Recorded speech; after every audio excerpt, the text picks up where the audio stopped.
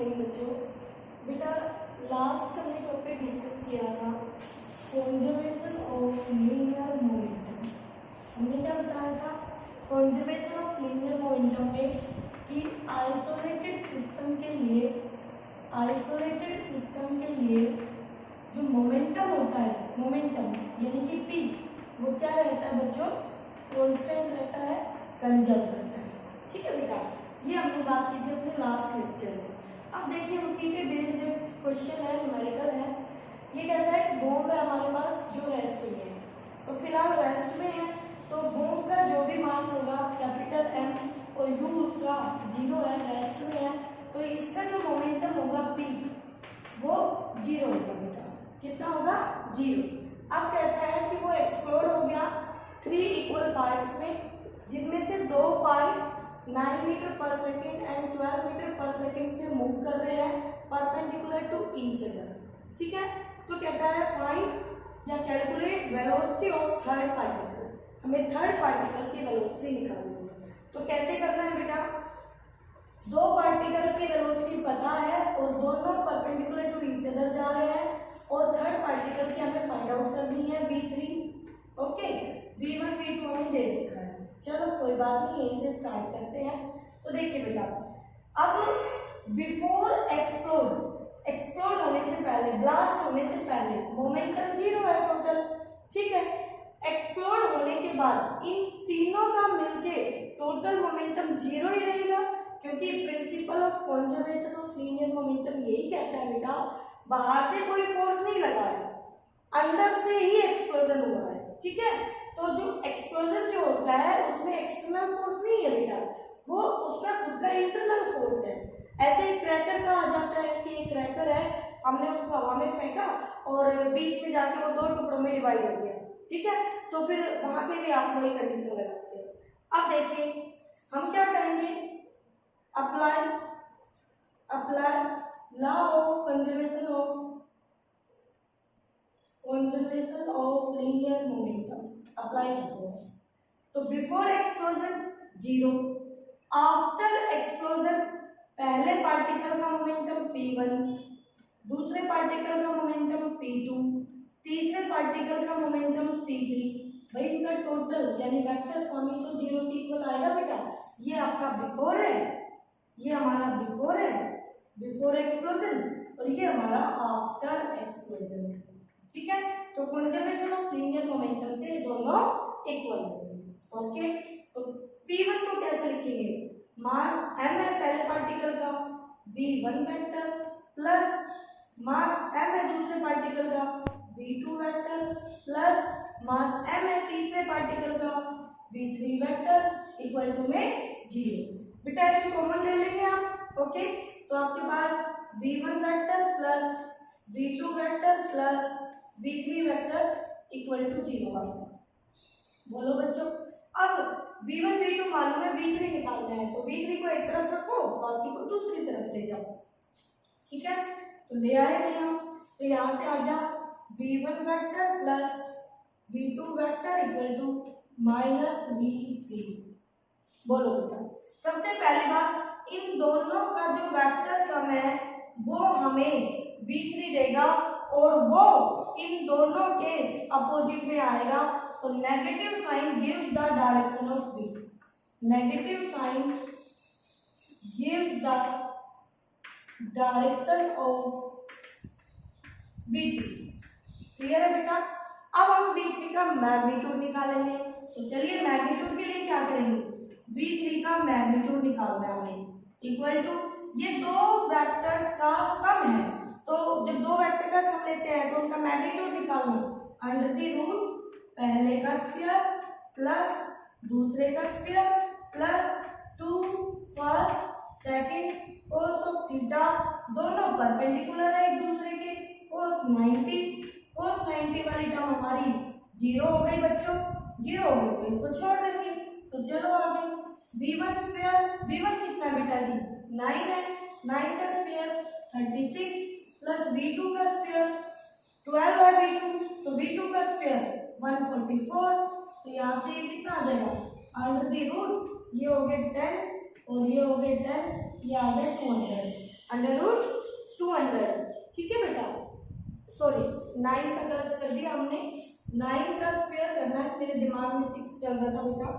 9 का स्क्वायर कितना होगा बच्चों? 81 होगा, 81। तो बेटा ये हो गए 415, ये 2 and 2, और इसका अंडर आ जाएगा 15। तो यहाँ से V3 का मैग्नीट्यूड आ गया 15 मीटर पर सेकेंड। तो ऐसे क्वेश्चन आ जाएंगे law of conservation of linear momentum, ठीक है बेटा। तो आप इस तरह के क्वेश्चन आराम से अपनी बुक से कर सकते हैं। ओके, चलिए अब देखिए नेक्स्ट जो टॉपिक है जो हम आज डिस्कस कर रहे हैं, बहुत ही इंपॉर्टेंट टॉपिक है, मोस्टली एग्जाम में आता ही आता है। क्या नाम है टॉपिक का? टॉपिक का नाम है second law of motion is real law of motion. जो न्यूटन का सेकंड लॉ है वो रियल लॉ ऑफ मोशन है। Newton's second law of motion is real law of motion. Real law of motion, इसको real law of motion क्यों कहते हैं बेटा? क्योंकि न्यूटन सेकंड लॉ से हम बाकी के दो जो लॉ है उनको प्रूव कर सकते हैं। क्या कर सकते हैं? उनको प्रूव कर सकते हैं। यानी सेकंड लॉ से हम 1 को भी डिफाइन कर सकते हैं, सेकंड लॉ से हम 3rd को भी डिफाइन कर सकते हैं। तो चलिए एक एक करके इनको प्रूव करते हैं। पहले Newton first law contained in second law। First law है वो सेकंड लॉ में कंटेन है, ठीक है बेटा। तो देखिए according to second law of motion क्या कहता है बच्चों? सेकंड लॉ के हिसाब से जो फोर्स है वो मास इंटू एक्सेलरेशन के इक्वल है।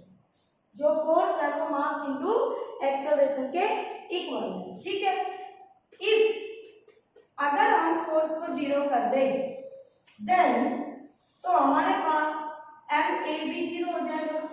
बट किसी बॉडी का मास कभी 0 नहीं होगा बेटा, तो इसको 0 कौन बनाएगा? जब a 0 होगा तो देयरफॉर a इक्वल टू 0। और बच्चों यहाँ पर a 2 ही कंडीशंस में 0 होता है, आपको पता है बहुत अच्छे से। a 0 तब मिलेगा या तो v 0 हो यानी बॉडी रेस्ट में हो, या फिर v इक्वल टू कॉन्स्टेंट यानी यूनिफॉर्म लीनियर मोशन में हो बॉडी, ठीक है।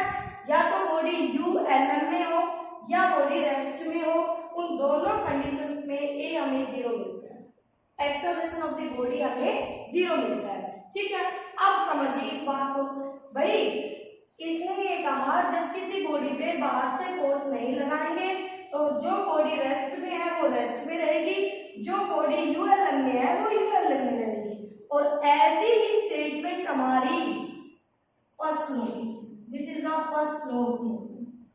फर्स्ट लॉ ऑफ मोशन, तो फर्स्ट लॉ ऑफ मोशन भी तो यही कह रहा था कि जब तक हम किसी बॉडी पर बाहर से फोर्स नहीं लगाएंगे तब तक वो बॉडी अपनी जिस स्टेट में है उसी स्टेट में रहेगी, रेस्ट में, यूनिफॉर्म मोशन में यूनिफॉर्म मोशन में रहेगी, ठीक है बेटा।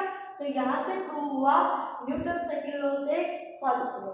अब आ जाते हैं second part, third law contain in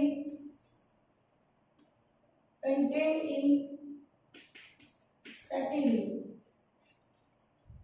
देखिए बेटा थर्ड लॉ के लिए हम क्या करेंगे, वही हमारा सेकंड लॉ कहता है कि जो F एक्सटर्नल है वो बराबर होता है rate of change of linear momentum के। तो मैं यहां से लिख सकती हूँ देयरफॉर कि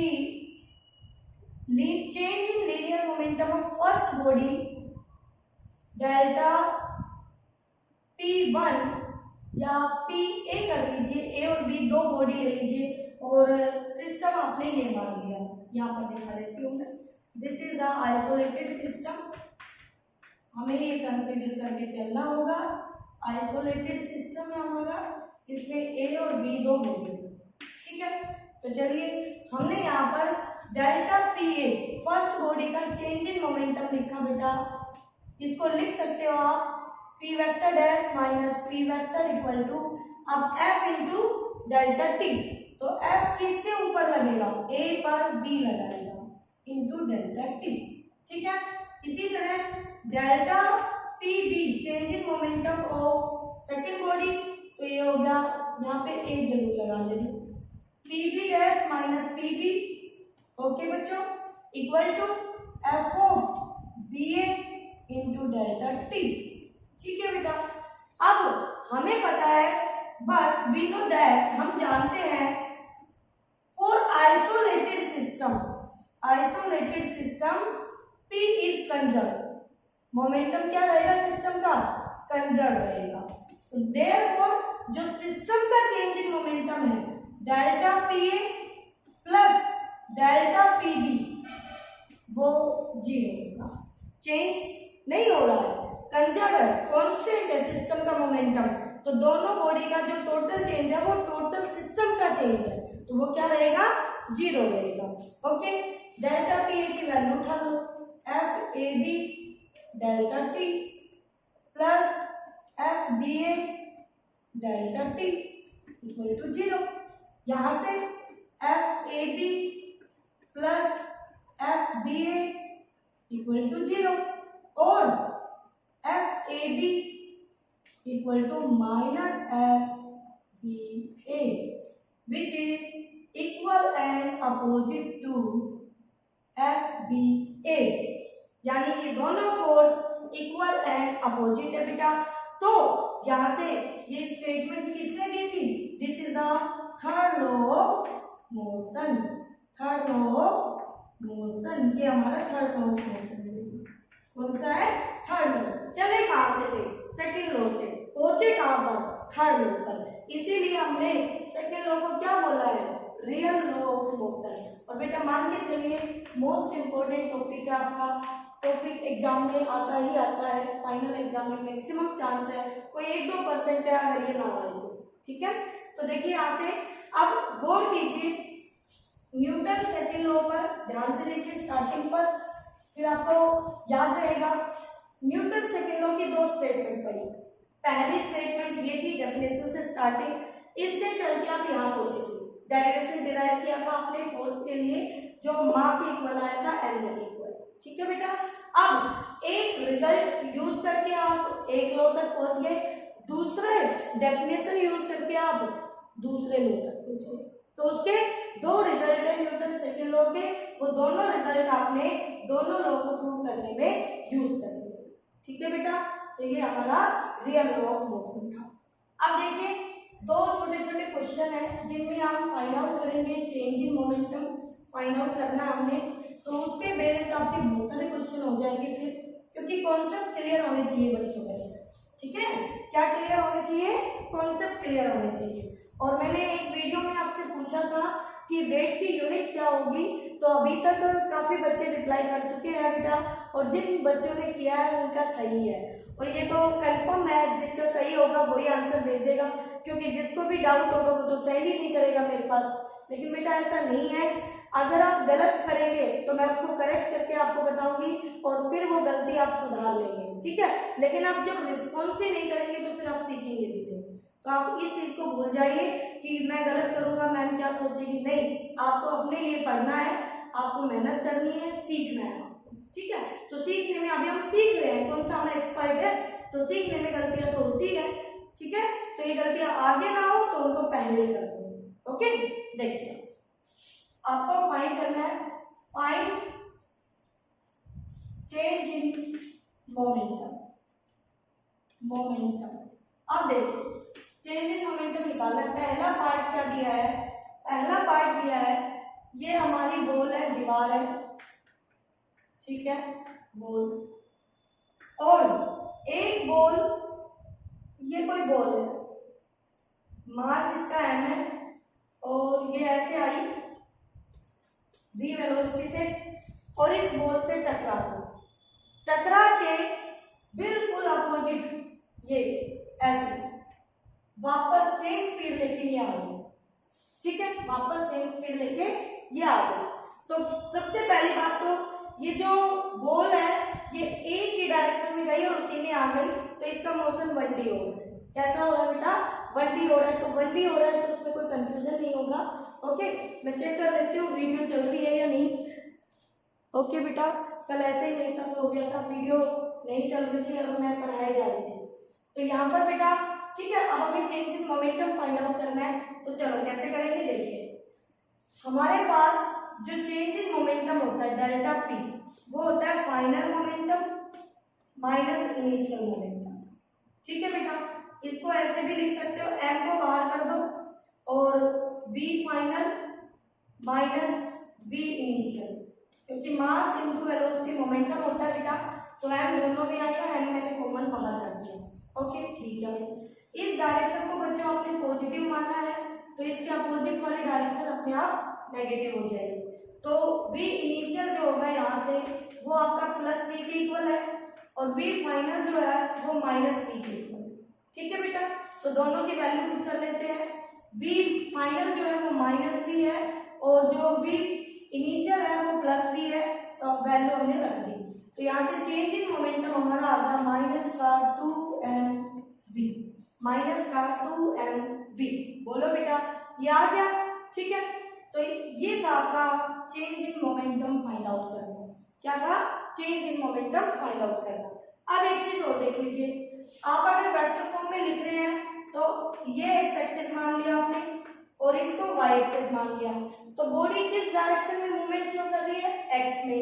ठीक है बेटा, तो इसको आप ऐसे भी लिख सकते हैं, यहाँ पे मैग्नीट्यूड फॉर्म लिखी है तो आप वेक्टर फॉर्म में ऐसे लिख लेंगे, इनिशियल हो गया v इंटू आई कैप, फाइनल हो गया माइनस v इंटू आई कैप, क्योंकि जो फाइनल है वो माइनस एक्स एक्सिस के अलग है। ठीक है बेटा, फिर जब आप यहाँ पे वेक्टर फॉर्म में यहाँ पुट करेंगे दोनों को, तो यहाँ देखिए इसके साथ वी आई कैप, इसके साथ वी आई कैप, तो यहाँ साथ के साथ डायरेक्शन भी आ जाएगी माइनस 2mv आई कैप।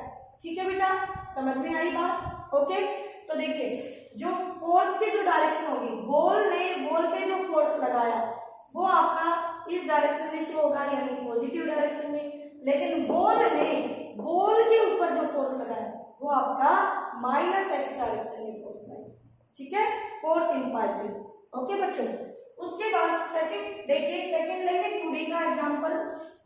कैसे होगा देखना ध्यान से, बहुत ही आसान तरीके से करेंगे। ये हमारी बॉल है, दीवार है, ओके, और ये कोई इसकी सिमेट्रिक एक्सिस ले लीजिए परपेंडिकुलर। अब एक बॉल को लेके आएंगे और यहाँ हिट करवाएंगे, वो आ रही है v वेलोसिटी से, ये कोई बॉल है। ठीक है, ओके, वापस जाएगी इसको हिट करके, तो जितने एंगल पे आई है हिट करने के लिए उतने एंगल से हिट करते हुए चली जाएगी, सेम एंगल बनाते हुए थीटा। तो ये बॉल आपकी चली गई है और ये हमारी बॉल ऐसे चली गई v वेलोसिटी लेके। अब हमें समझना है तो हम इसको एक्स वाई दिखा लेते हैं, तो ये हमारा एक्स हो गया और ये हमारा वाई हो गया। ठीक है बेटा, एक्स वाई डायरेक्शन हो गई आपकी। ओके, चलिए अब हम क्या करेंगे, जब हमारे पास ऐसे मोशन 2D में आ जाए तो हम उनको 1D में तोड़ देंगे, बताया था ना कंपोनेंट से। ठीक है, और जो वेलोसिटी जहां उसको वहीं तोड़ के और फिर एक पॉइंट पे दोनों अप्लाई करेंगे। देखो कैसे, ये वाली वेलोसिटी इसका कंपोनेंट जब हम लिखेंगे तो ये आएंगे इसके कंपोनेंट। बेटा ये आगे बहुत काम आने वाले हैं, फोर्सेस पढ़ने वाले और सीख लो अच्छे से। ये वेलोसिटी वेक्टर है ऐसे, तो इसकी टेल से इसको तोड़ दो, ऐसे तोड़ दो भाई, तो ये एंगल थीटा है तो ये एंगल थीटा होगा। ओके, तो ये वाला कंपोनेंट बना v cos थीटा, तो दूसरा हो गया v sin थीटा। बोलो बेटा, तोड़ दोगे? अब यहाँ आ जाओ, अब इसमें यहाँ पर ये इसका हेड है, ये टेल यहाँ होगी, टेल लेके अपनी और वहां से उसको ब्रेक कर दो परपेंडिकुलर कंपोनेंट में, तो यहाँ पे ये ऐसे टूटेगा। अब ये एंगल थीटा है तो ये पैरेलल लाइन से थर्ड लाइन, तो ये एंगल भी थीटा होगा। ठीक है, तो ये वाला बनेगा आपका v v है cos ऑफ थीटा और ये बनेगा v sin ऑफ थीटा। ठीक है, अब दोनों कंपोनेंट्स, दोनों वेलोसिटी के कंपोनेंट्स को इस पॉइंट पे शो करो। कैसे करेंगे देखिए, पहले इसको ले लो इनिशियल को, और साथ के साथ तो मैं इनिशियल लिख देती हूँ, लेकिन मैग्नीट्यूड में इक्वल है तो हम बाद में सेम लिख लेंगे, V I V final V I, और गिवन है वी इनिशियल और वी फाइनल मैग्नीट्यूड में इक्वल, डायरेक्शन का फॉर्म। ठीक है बेटा, हमें डेल्टा पी निकालना है, चेंज इन मोमेंटम। तो देखिए बेटा, इसके ऊपर शो करना है, तो यहाँ से एक कंपोनेंट इस वाली फॉर्म में है और इसकी वैल्यू है वी आई कोस थीटा, और दूसरा ऐसे है और इसकी वैल्यू है वी आई साइन थीटा। ये मैंने व्हाइट चौक से बनाया है। अब मैं येलो चौक से वी फाइनल को दिखाऊंगी, तो वी फाइनल के लिए एक वेक्टर ये आया v final cos of theta, और दूसरा वेक्टर डाउनवर्ड आया इसी डायरेक्शन में v final sine of theta. Okay, ठीक है, चलिए अब therefore delta p equal to p final minus p initial, मतलब एम बाहर v final minus v initial. अब इनको लिखना सीख लीजिए वेक्टर फॉर्म में। लाओ भैया, वी इनिशियल लिखो, वी इनिशियल के दो कंपोनेंट, ये पॉजिटिव एक्स, ये पॉजिटिव वाई, तो पॉजिटिव एक्स में है वी आई, तो वी आई, तो इसको सीधा लिख देती हूँ वी कोस थीटा आई कैप पॉजिटिव, लेकिन वी साइन थीटा माइनस में है तो minus v sine theta j. अब वी फाइनल को लिख लीजिए बेटा वेक्टर फॉर्म में। अब इसमें वी एक्स भी नेगेटिव वी वाई भी नेगेटिव, तो ठीक है वी कोस थीटा माइनस का आई कैप माइनस का v sine theta j cap. ठीक है, फाइनल भी आ गया, इनिशियल भी आ गया। क्या मुझे ये दोनों वैल्यूज यहाँ पुट करनी है और कुछ नहीं करना। चलिए, एम तो बाहर था ही, लिखिए अंदर वी फाइनल की वैल्यू माइनस के साथ कोस थीटा आई कैप, फिर minus v sine theta j cap, okay, फिर माइनस ये फॉर्मूले का इनिशियल को लिखिए, ब्रैकेट लगा लीजिए वी कोस थीटा आई cap minus v sine theta j cap. बोलो लिख दोगे, ब्रैकेट को ओपन करो तो ये वाली टर्म माइनस की हो गई और ये वाली प्लस की, तो लो मैं यहीं पे भगा देती हूँ और ये प्लस कर दूँ। ठीक है, आप अपने नेक्स्ट स्टेप में करना। कौन कौन कैंसिल हो रहा है, प्लस और ये वाला, ध्यान से देखो, ये हो गया कैंसिल, तो हमारे पास क्या आ गया, चलिए माइनस वी कोस थीटा आई cap minus v cos theta आई कैप। ठीक है, तो यहाँ से देखिए एम तो बाहर था ही, minus two V cos theta आई कैप, और यही हमारा डेल्टा पी आई, यही हमारा delta P I, this is the change in momentum. ठीक है बेटा, तो इस तरह से आप फाइंड आउट कर सकते हैं चेंज इन मोमेंटम को। ओके, तो मैंने दोनों टाइप बता दिए आपको, स्ट्रेट लाइन यानी 1D में भी और 2D में भी। तो ऐसे आपको ये कंपोनेंट आप आगे चल के बहुत कंपोनेंट रिजॉल्व करने होंगे, क्योंकि फोर्स आने वाले हैं और उन फोर्स को आपको तोड़ना होगा। टेंशन पढ़ेंगे, नॉर्मल रिएक्शन पढ़ेंगे, वेट पढ़ेंगे, बहुत सारे फोर्स पढ़ने हैं अभी। ठीक है, तो चलिए इनको अच्छे से करना, फिर हम नेक्स्ट टॉपिक पे पहुंचेंगे। ओके बच्चों।